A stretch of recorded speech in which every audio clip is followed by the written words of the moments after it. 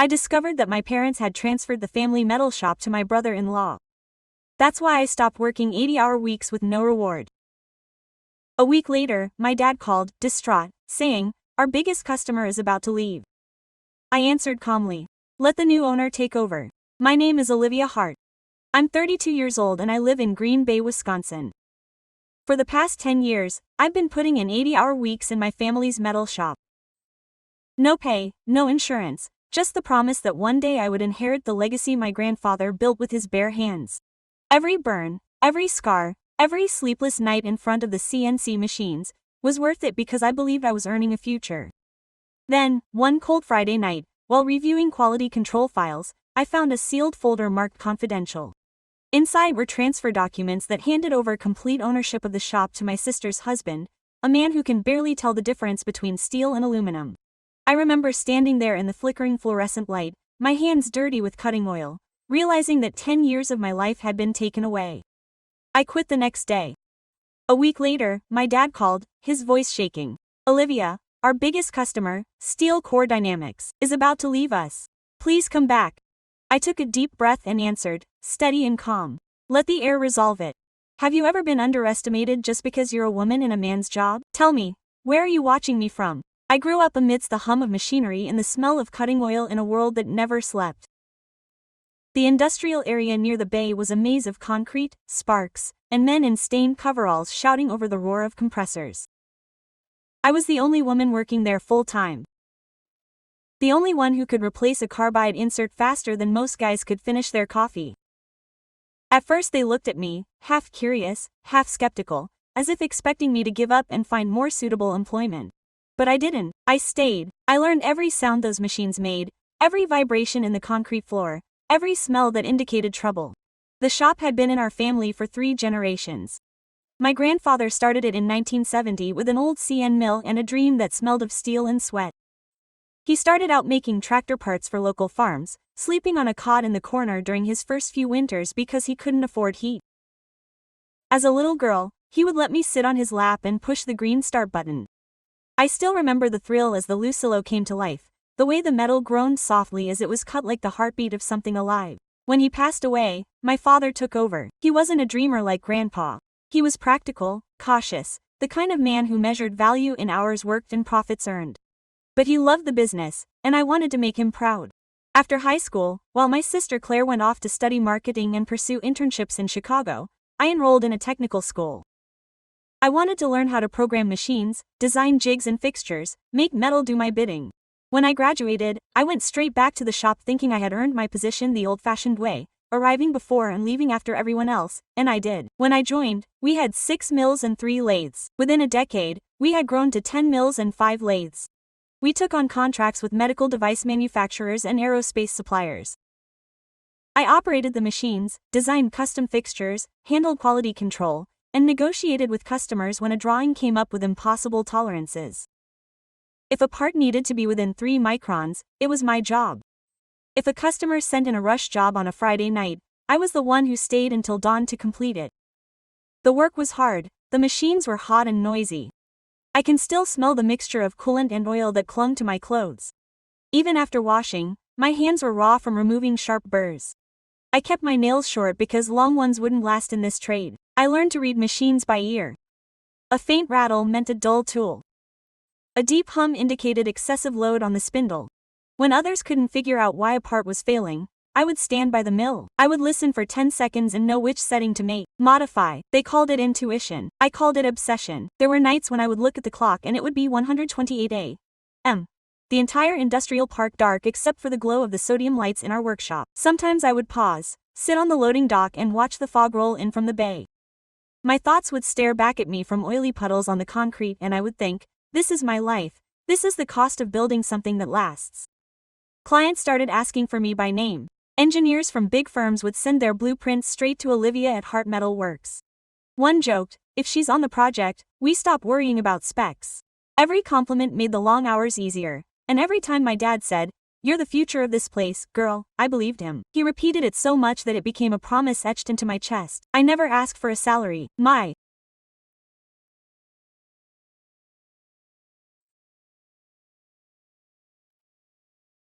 Parents said the money was reinvested, that I build a stake in the company. They gave me a room upstairs, dinner at the family home, and said that was enough for now. One day this will all be yours, Olivia, my mother would whisper, touching my shoulder when I arrived covered in dirt, and I would smile because I believed her. I didn't need contracts, degrees, or papers. I had confidence, I had family, and I had my hands, the same ones that had once fit in my grandfather's gloves, now calloused and firm, molding me just the way he taught me. For 10 years I gave the shop everything I had, every hour, every ounce of energy, every part of me that still moved after dark. 80 hours a week, sometimes more. The machines didn't stop and neither did I. I woke up before dawn, my alarm going off at 4:30, and the first thing I did was stretch my back that had been hurting for before I had turned 30. By 5 I was in the shop, the lights coming on one by one, the cold air thick with metal dust. I would set up the CNC mills, load programs, calibrate offsets, and by the time everyone else arrived, the first batch was done. No one asked why I worked so hard because everyone knew the answer or thought they did. You do it for yourself, my father would say with a tone of patient authority, as if dispensing wisdom. You make your own future. Remember, Olivia, this is all for you. My mother nodded beside him with a soft smile. One day, honey, when I'm yours, you'll be glad you persisted. So I believed them. I thought the late nights, the missed dinners, the birthdays at the shop, were all part of a bigger plan that would make sense someday. The truth is, I had no life outside those walls. My friends stopped inviting me years ago after hearing, I can't hear too many times. I missed weddings, parties, even my sister's baby shower. When I wasn't in the shop I slept, and when I wasn't sleeping I thought about the shop. I ate standing up most days. Usually cold leftovers on a tool cart between machine cycles. My hands were chapped with coolant and metal dust. My hair, once long and lustrous, was always singed by welding sparks, uneven where it burned at the ends. I had scars on my forearms from hot shavings and small burns that didn't heal properly. My nails were split and gray from the oil, but I wore them like medals. There were days when my body I begged for rest. My lower back throbbed like a warning light that never went out. I would lean against a workbench for a moment, stretch until I heard my vertebrae crack, and reload the material. I told myself the pain was proof that I was making a profit. When fatigue clouded my vision, I would remind myself, you are the future of this place. That was my father's most used phrase, and each time he said it, it felt like a promise he couldn't break. Vacations weren't in my lexicon. When the crew left, I would pick up their shifts. The business can't run without you, Dad once joked. I smiled, not realizing it was truer than I intended. When I finally took a weekend to visit a college friend, I came back to 2 backlogs and a mess of broken tool roots. My father shook his head. Look what happens when you're not around. I haven't left since. I told myself it was loyalty. Deep down it was fear. Fear that if I wasn't there they would find a way to prove I wasn't essential. Love was another casualty. I tried dating a civil engineer named Mark once. I knew him through a supplier. He was kind, patient, and fascinated by my work. But after months of cancelled scenes and rescheduled weekends, he stopped calling. I didn't blame him. I couldn't even promise him a Friday without my phone buzzing with an urgent call from the shop. I remember standing outside on the loading dock once. The phone to my ear, the night air biting at my jacket as I tried to explain to him why I couldn't make it. You always say you're almost done, he said quietly. But you never are. He was right. I was never right. The shop became my cage and my sanctuary all at once. Every time I heard the constant hum of the machines, I felt like I had a purpose. Every time I wiped the sweat from my brow and saw the finished parts gleaming under the lights, I felt pride. And when my parents would come in smiling as they reviewed the efficiency reports, it felt like approval. The approval I'd been chasing my whole life. I believed that if I tried hard enough, if I made myself indispensable, they would see me not just as a daughter, but as an equal. But there were brief moments when doubt crept in, like when my dad gave my sister a check for helping with marketing, even though she hadn't been in the shop in years, or when my mom said, you know, Chad could take the business to the next level when he gets more involved. Quote. And my stomach clenched, though I still didn't understand why. I suppressed those feelings. Family was family. I told myself not to compare. At night, finally in bed, my body aching and my hands smelling faintly of aluminum, I would stare at the ceiling and imagine the future it promised. My name on the sign outside, my team under my command, maybe a small office with windows. That made the fatigue bearable. I convinced myself that people like me didn't need immediate recognition. I believed that merit, like gravity, would eventually balance everything out, but it never did. Now, looking back, I think my biggest mistake wasn't overworking myself. It was trusting that fairness would arise on its own, that love and loyalty would naturally flow into justice. I thought that if I was the best, if I shouldered all the burdens, if I proved my worth, then without a doubt, they would have no choice but to give me what I earned. I was wrong. In a family business, merit doesn't always win out. Sometimes it's silenced, sometimes it's replaced silently, and sometimes you don't notice you've been erased until it's too late. It was around 2020 when Chad Walker burst into my existence, or rather invaded it. He arrived with pressed shirts, polished shoes, and the practiced confidence of someone who has read more business books than actual days in a factory. My sister Claire brought him to dinner one night. Her voice radiated as she introduced him. Chad just finished his MBA from Northwestern. He's great, Olivia. You'll love the way his mind works. Great. That word hung in the air like cheap perfume. It was the same one they used when there was no proof of actual ability. I shook his hand that night at the table. His grip was too firm, his smile too white. So you're the engineer, he said, as if I were a newly discovered object of curiosity. Impressive. Women in manufacturing, that's rare. I forced a smile. I'd heard that phrase before, just not in such a condescending tone. Months later, my parents announced that Chad would be joining the family business to streamline operations. Supposedly, he would digitize processes, build the brand, and forge new partnerships. In fact, he spent his first week walking around with his phone, photographing machines he didn't understand, posting them to the company's Instagram with captions like, "Innovation never sleeps," and "Another successful day at Heart Metal Works." The comments were mostly bots, but my parents were ecstatic. "Look at the engagement," my mom said. "Bright eyes brings us to the modern era." As I crawled under a jammed CNC lathe, covered in oil and metal dust, I remember watching him from the shop floor. Me in heavy gloves, sweat dripping down my neck, him sipping a $10 latte, scrolling through his tablet and realizing how different the same word, work, could look. Chat hours were lenient.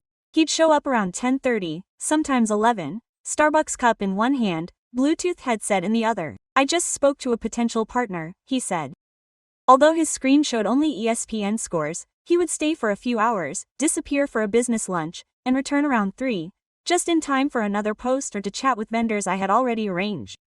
He would leave by 4:30, and yet, unlike me, Chad was making $60,000 a year. My mother informed me proudly as if it were a promotion. "He brings real business savvy," she said. "We can't expect him to volunteer like you." I stared at her, astonished. She hadn't had a paycheck in 10 years, 10 years of toil, blood, missed parties, and now she was writing checks for a man who didn't know what a G-code was. When Chad took delivery of his company truck, a brand new Ford F-150 with custom trim, I didn't even pretend to smile. "He needs reliable transportation for client visits," Dad said, handing him the keys. "You still have your old pickup, don't you?"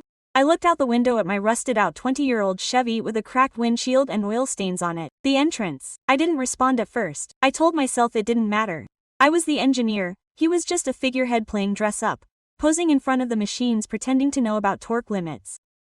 The clients knew who did the real work. I convinced myself the work would speak for itself, but gradually I noticed a change. In meetings, my parents would turn to him first. "Chat, what do you think about this, Chat? Maybe you'll handle the client presentation." I sat across the table with cuts and bruises from the shop, watching him ramble on. Words like scalability, efficiency matrix, digital footprint, and they felt like he was preaching the gospel. Sometimes he would glance at me mid-sentence, just long enough for that empty, polite smile that said, "Stay in your lane." One afternoon, closing up shop after 14 hours of adjusting a titanium mold for next day shipping, I was chatting with Claire near the front office. I heard her condescending laugh. "She's the technician," she said, "but Chad is the strategist. That keeps the business alive."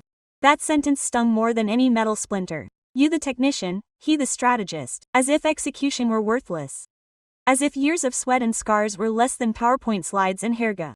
It wasn't just favoritism anymore. It was rewriting history live, making my effort his legacy. I saw posts online. Under Chad's leadership, Heart Metalworks is entering a new era of innovation. My designs, my builds, my clients, all stamped with his name.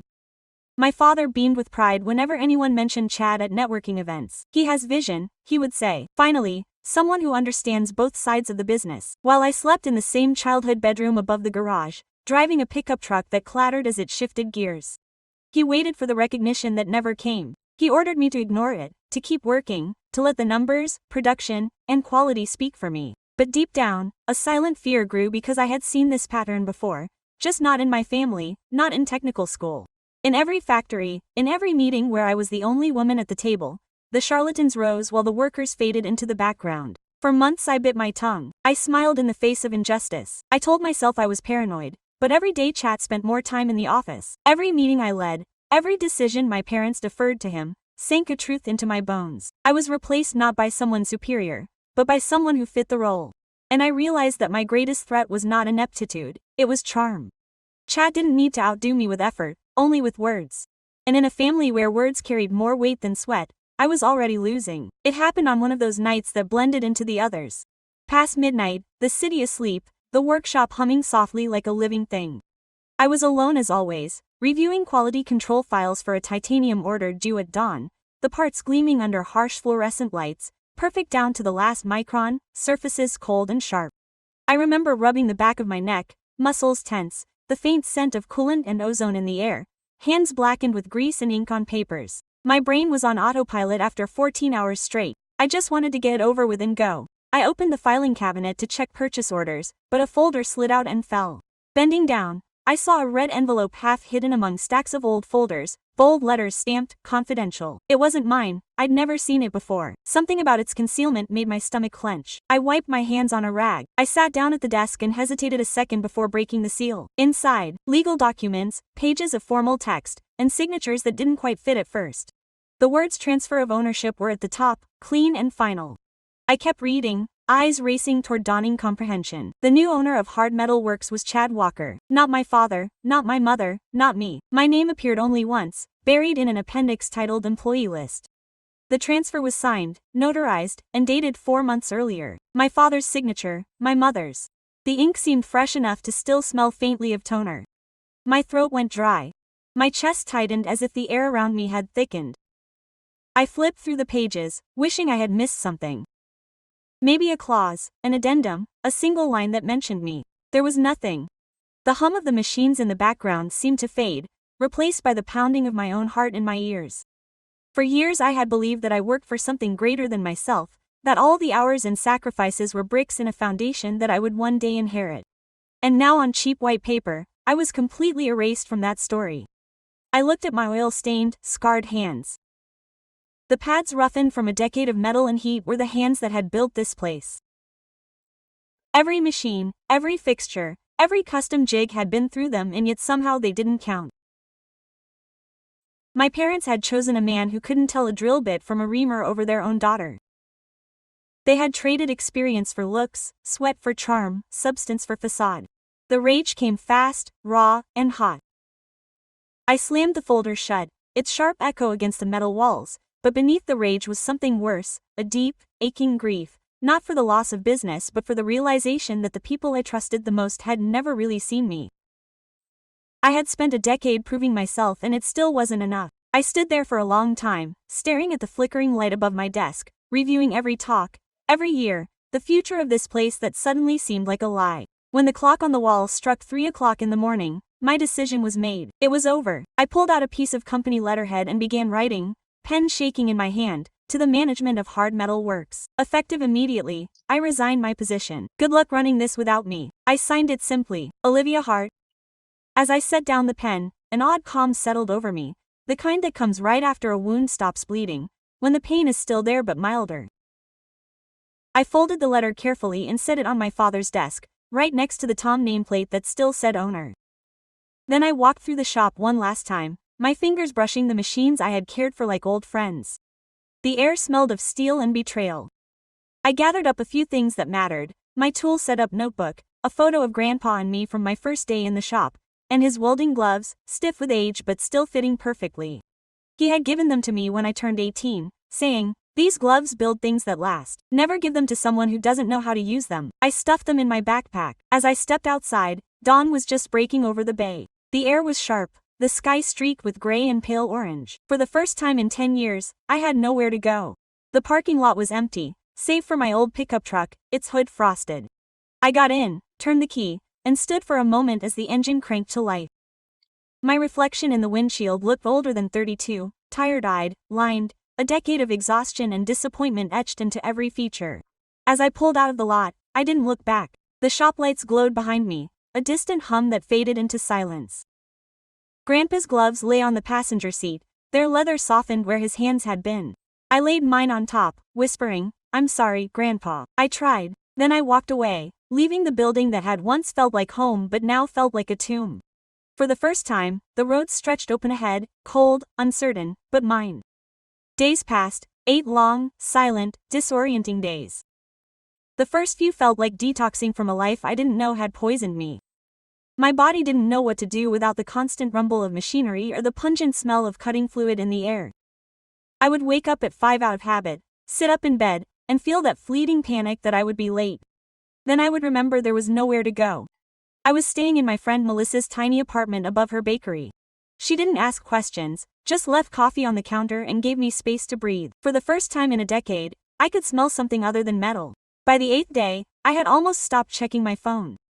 This silence from my parents was louder than any argument.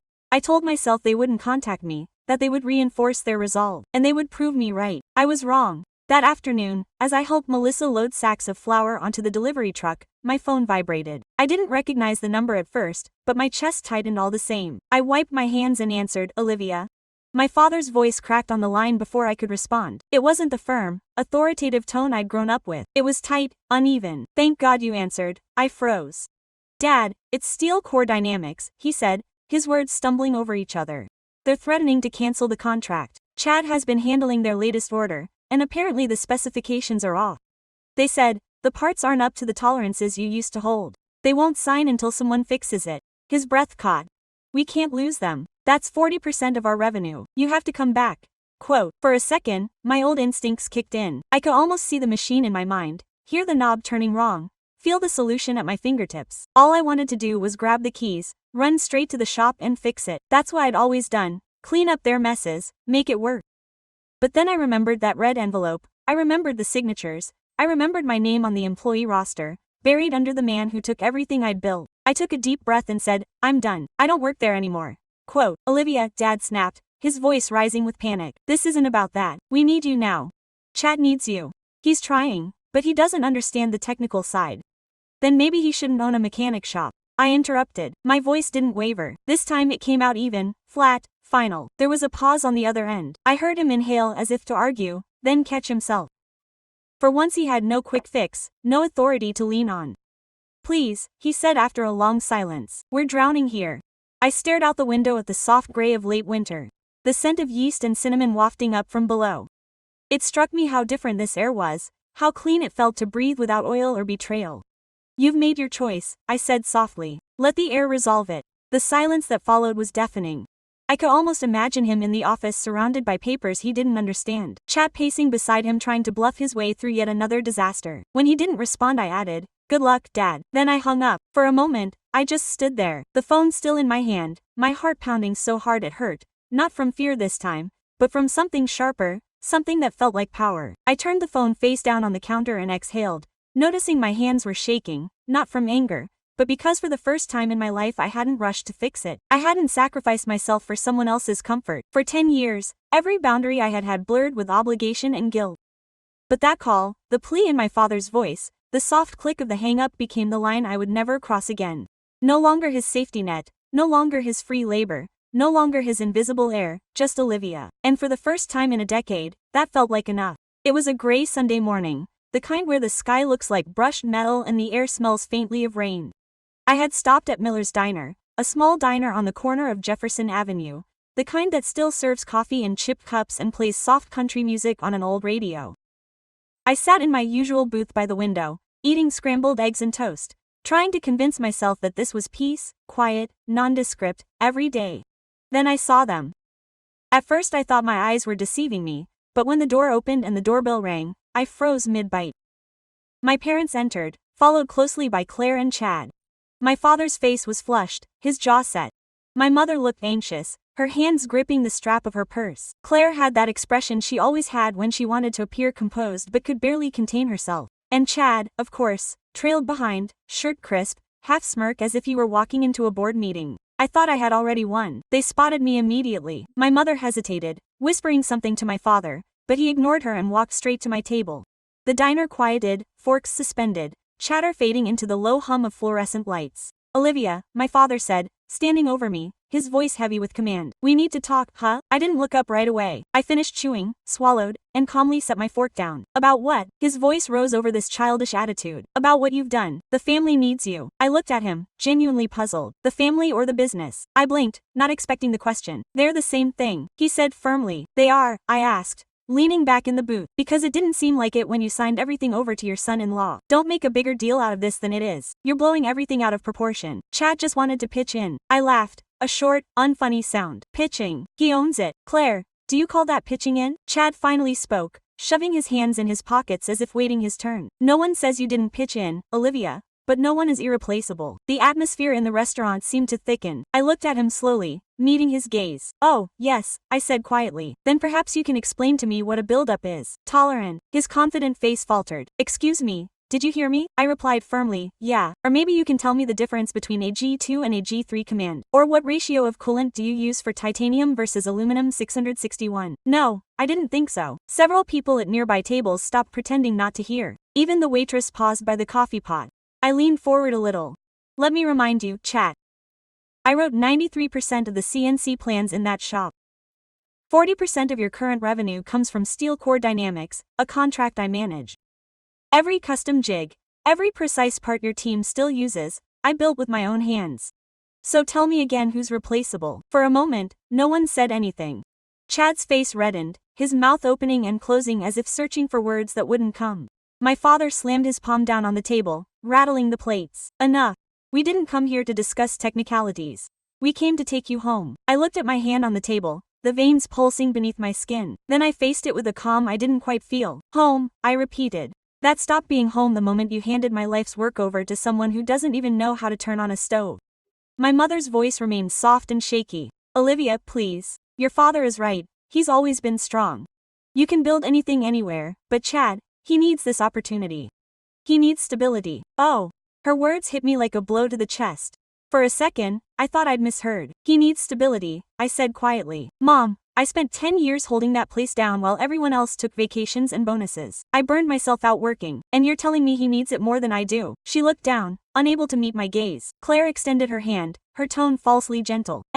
You can't be mad about this forever. This is business. You're brilliant at what you do. You'll recover. I stood up slowly. The leather of the seat creaked beneath me. You're right, I said. I will. For a moment, the four of them stood there staring at me, perhaps waiting for me to apologize, to give in, to go back to being the reliable daughter, but I had had enough. I grabbed my purse, dropped a few bills on the table for half the untouched breakfast, and turned to leave. As I passed them, I paused for a second next to my mother. You said he needs a chance, I muttered.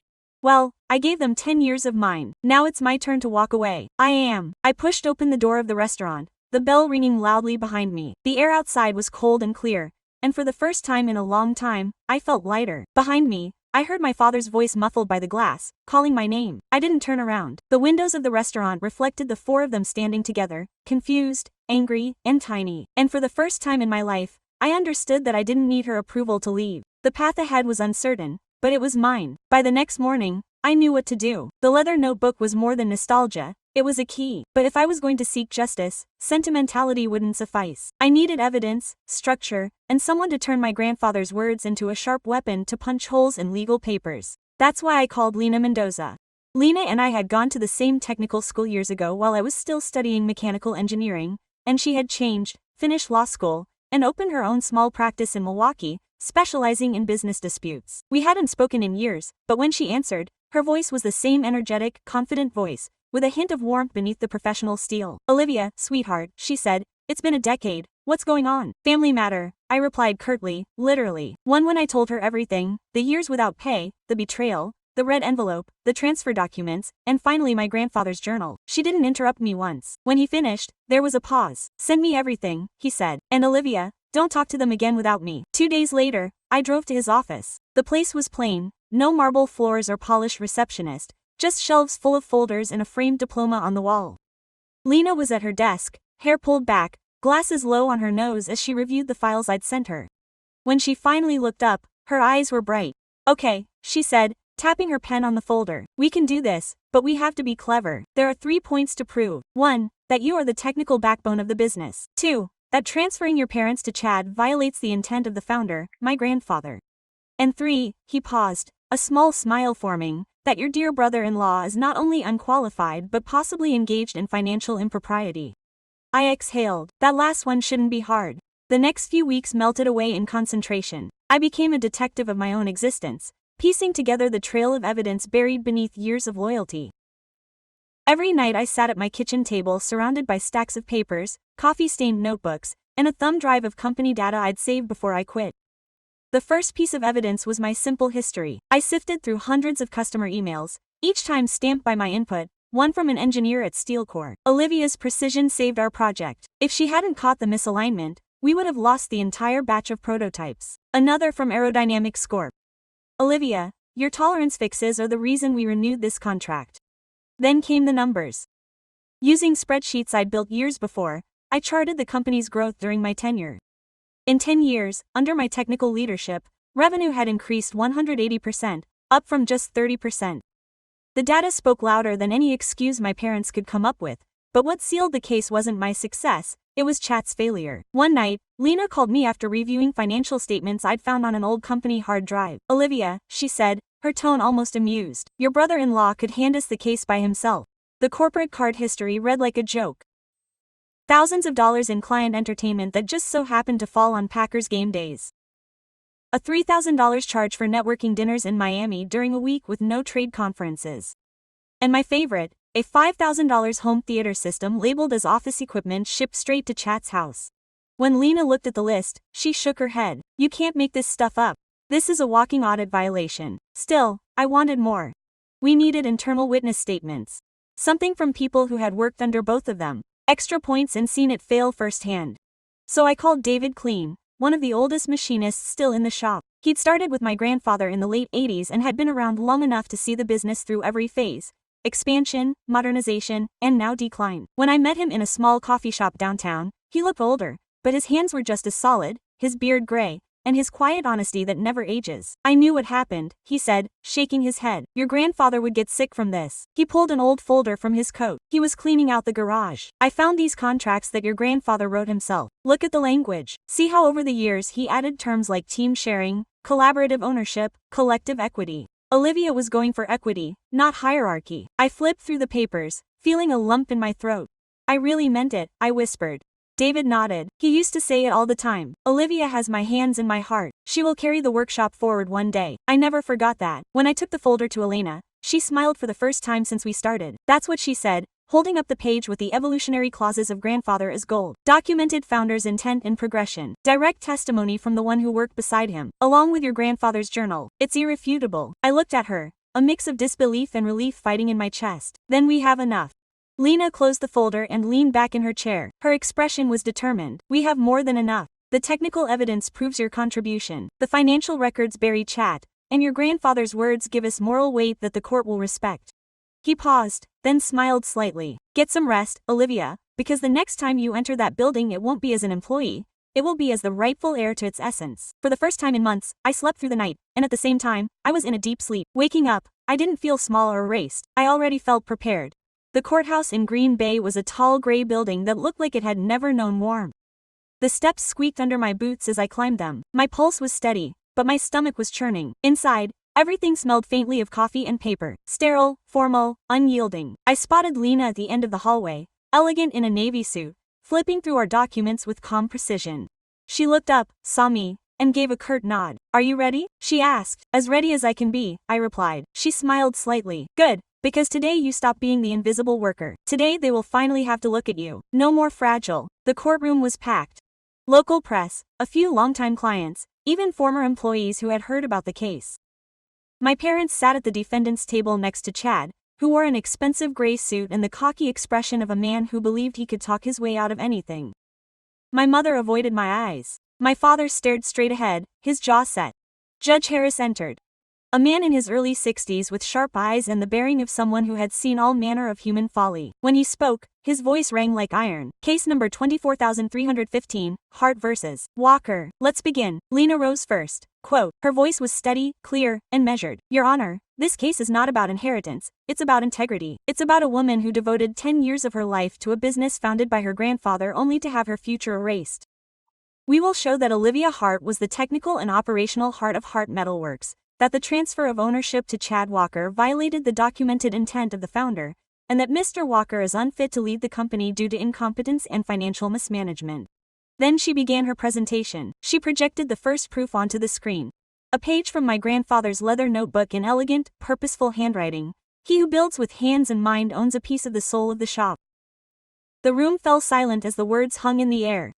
Photographs followed. Me at age 12 welding under my grandfather's supervision. Rows of machines I had calibrated. Emails from customers thanking me for my accuracy.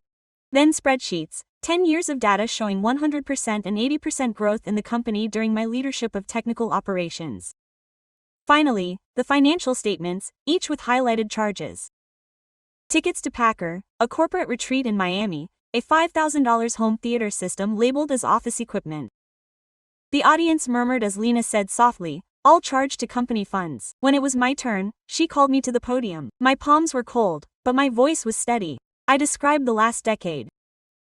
80-hour weeks, oil burns, sleepless nights, fixing machines others couldn't. I thought I was investing in my future, I said quietly. My parents told me I was working for something that would one day be mine. I didn't know I was building a throne for someone else. Then it was Chat's turn. He sauntered toward the witness stand, flashing the courtroom his practiced smile. His attorney, a Milwaukee man with a polished tie and a soft voice, began delicately. Mr. Walker, could you explain your role at Heart Metalworks? Chad squared his shoulders. I modernized the company's marketing, introduced digital strategies, and brought us into the 21st century. Before me, there was no online presence or reach. Lena rose. Cross-examination, Your Honor. Judge Harris nodded. Proceed. He approached slowly, like a surgeon preparing an incision. Mr. Walker, he said, you claim to have streamlined operations. Could you name 3 clients that you personally brought to the company during your tenure?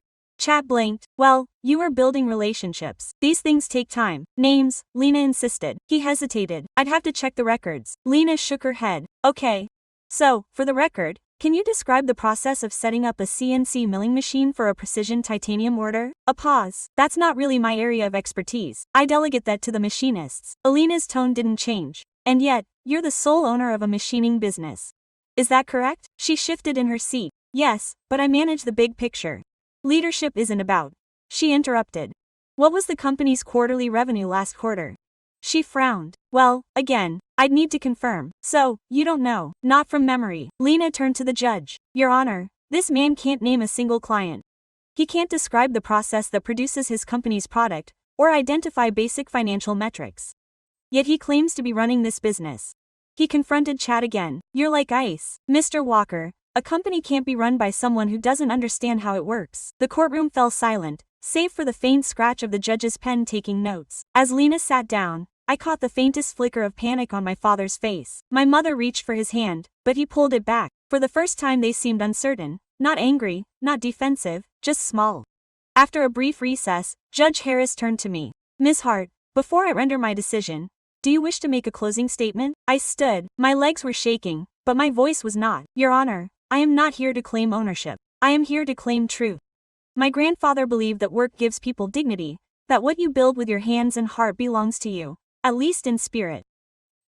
I don't need the company, I don't need the name, I just want his intent honored, and I want to stop men like Chat from turning honest work into someone else's profit. For a long moment, the judge said nothing. He looked at the notebook in front of him, then at me. Thank you, Miss Hart. As I sat down, Lena whispered, that was perfect. Oh, and when the gavel came down, signaling that the ruling would be made in 3 days, I realized something profound. Win or lose, I had done what my grandfather wanted me to do. I had stood my ground with steady hands and an unwavering heart. 3 days later, I was back in that cold, echoing courtroom, my palms clammy but my heart steady. The air felt heavier than before, that suspended stillness that precedes something irreversible. My parents sat a few rows ahead, Claire beside them, arms folded tightly, eyes red as if she hadn't slept. Chat stared straight ahead, jaw set, his arrogance finally cracked. As Judge Harris entered, everyone stood. He settled back in his chair, adjusted his glasses, and surveyed the thick stack of files in front of him. My grandfather's notebook, Alina's evidence folders, the company ledgers, the photographs. His voice as he arrived was low, but it rang through the courtroom like a verdict set in stone. I have reviewed all of the evidence and testimony presented in this case. He began. This matter concerns not merely a business transaction, but the issue of legacy and the responsibilities that come with it. He paused, scanning the room before continuing. The late founder of Heart Metalworks, Mr. Robert Hart, left behind clear written philosophies reflecting his belief that ownership should align with work and contribution. While not a formal legal will, his diaries and corroborated testimony from former employees established a clear intent on the part of the founder and the encourager. Furthermore, he said, plaintiff Olivia Hart has provided compelling evidence demonstrating her role as the primary technical and operational driver of the business over the past decade. Witness statements and correspondence with clients confirm that approximately 93% of the company's products and operations were directly under his supervision or design. Statistical data shows significant growth during his tenure. He looked away from chat. On the contrary, the evidence indicates that the defendant, Mr. Chatwalker, engaged in financial misconduct and lacked both the qualifications and technical understanding required to run this company. Furthermore, his use of company funds for personal expenses further undermined his fitness as an owner. My stomach clenched as I watched Chat's confident stance crumble. Therefore, the judge said, every word deliberate. The court declares the transfer of ownership to Mr. Walker invalid. The succession plan is void as inconsistent with the founder's intent and inequitable to the principal contributor. Oh, a murmur ran through the courtroom, a soft gasp from someone behind me, the sound of a pen dropping, but the judge was not finished. Nevertheless, he continued, given the current state of Hart Metal Works, including operational collapse, loss of major clients, and outstanding debts, the court orders that the business be appraised, liquidated, and sold. Upon payment of debts and repayment of any funds misused by Mr. Walker, the remaining proceeds will be divided equally between the founder's two biological children, Miss Olivia Hart and Miss Claire Hart. He looked at me directly. Miss Hart, this court recognizes your immeasurable contributions and your grandfather's intent for his work to be honored, but it also recognizes the reality that the business as it is cannot be recovered. What remains will allow you to start anew. He struck the gavel once with a firm, final sound. The court was adjourned. The sound felt like closure and a clean break. For a long moment, no one moved. My father stared at the table, his hands shaking slightly. My mother's face was pale, empty, no longer angry, just hollow. Claire leaned toward her husband, whispering something sharp that made him flinch. Lena exhaled beside me, gathering her papers, but her eyes softened as she turned to me. You won, she said quietly. I nodded, but the words didn't feel like victory. I knew, outside, the afternoon light was cold and bright against the courthouse steps. I stood there for a moment, letting it hit my face, letting the noise of the world replace the silence of the trial. Reporters lingered along the sidewalk, whispering, but no one came closer. I think they sensed this wasn't the kind of story that ended in celebration. 2 months later, after the sale of the company and deductions for debts and repairs, I received the final figure, $63,000. It arrived by direct transfer with a single-line email from Elena. Deal done. Congratulations, Olivia. I stared at the amount for a long time. It wasn't a fortune, but it was freedom. Enough to breathe, to start over, to build something modest. And this time all mine. But there was no joy. Not real joy. Just a long, quiet sigh. That night I sat in my apartment with a lamp on and I opened my grandfather's notebook again. The pages were smudged by my fingers, soft at the edges. I ran my hand over his handwriting, his words still echoing in my head. Whoever builds with hands and mind possesses a fragment of his essence. I whispered into the stillness. I built it in Grandpa. I just couldn't keep it. The next morning, Lena called. Are you okay? She asked. I think so, I answered after a pause. I won the case, but it seems I lost something bigger. She was silent for a moment. You didn't lose it, she said. Finally, you got over it. After I hung up, I drove past the old factory one last time. The sign had been removed. The windows were empty. The loading bay was closed. It seemed smaller than I remembered. Not the kingdom I once believed, just a building of steel and concrete. The ghosts were gone and so was I. As I drove away, the horizon opened up ahead, wide and clear. And though the pain lingered, that emptiness where my family used to be, I felt something more emerging in its place. Not revenge, not victory, just lucidity. I hadn't fought for property, I had fought for truth, for the right to stand beside my grandfather's memory and say, I did my part of the bargain and maybe that would be enough. 6 months after the verdict, the dust of all that was lost was finally beginning to settle and something new was taking shape. I signed a temporary lease on a small industrial space in Ashwaubenon, just outside of Green Bay. It wasn't much. Bare concrete floors, a cracked roll-up door, and walls that still smelled faintly of motor oil. But standing in the center, I felt something I hadn't experienced in years. With some of the settlement money, I bought 2 used CNC mills, a lathe, and a small TIG welder. Machines that others dismissed as obsolete, but to me they were familiar, loyal, almost alive. I painted the walls a dull gray, replaced the flickering lights, and hung a new sign on the door that read Hart Steel Core. The name wasn't just about marketing, it was about reclaiming. I wasn't trying to resurrect my grandfather's company, I was honoring its spirit. The first few weeks were just me, the hum of the machines, and the smell of cutting oil. I worked long hours again, but now every flick of the light, every spark, every vibration meant freedom, not submission. Then one morning my phone rang. The number was familiar, though I was slow to believe it. "Olivia, this is Wayne from Steel Core Dynamics." I almost dropped the key. Steel Core, the same customer my father had begged me to save. "We heard you opened your own shop," Wayne said. "We've been having quality issues with the new supplier. We'd like you to resume production." For a moment I couldn't speak. The memory of that first call, my father's voice shaking with panic, pierced me. Only this time it was my phone ringing. "My shop, the one you needed." "I'd be happy to," I replied, my voice calm. "Send me the specs." That contract became my lifeline. Then the orders kept coming. One customer, then another. Within months, the machines were running full shifts again. When I hired my first employee, it wasn't even a decision. It was instinct. Caroline, my old quality control manager, strode into the shop one morning, her hair pulled back, safety glasses hanging from her neck. "I hear you're hiring," she said, smiling, "and I'm tired of fixing other people's mistakes." I laughed. Welcome home. With Caroline back, everything fell into place. Her eye for detail matched mine. Her presence filled gaps I didn't know were empty. Together we rebuilt from the ground up, tightening tolerances, winning contracts, earning trust the only way I knew how. Showing up and getting the job done right. By the 6th month, we were profitable. By the 8th, we had more orders than we could handle. The sound of metal cutting metal, once a symbol of exhaustion, had become music. A year later I got another call, this time from a man named Andrew Harland, the new owner of the old Hart Metal Works property. "We're liquidating the remaining equipment," he said. "I heard you worked here. I thought you might want to get a first pick before we scrap it all." A strange ache stirred in my chest. "I'll pass," I said. The building looked different when I arrived, emptier, stripped bare, the big sign removed, the offices bare. Dust hung in thick shafts of light from the high windows.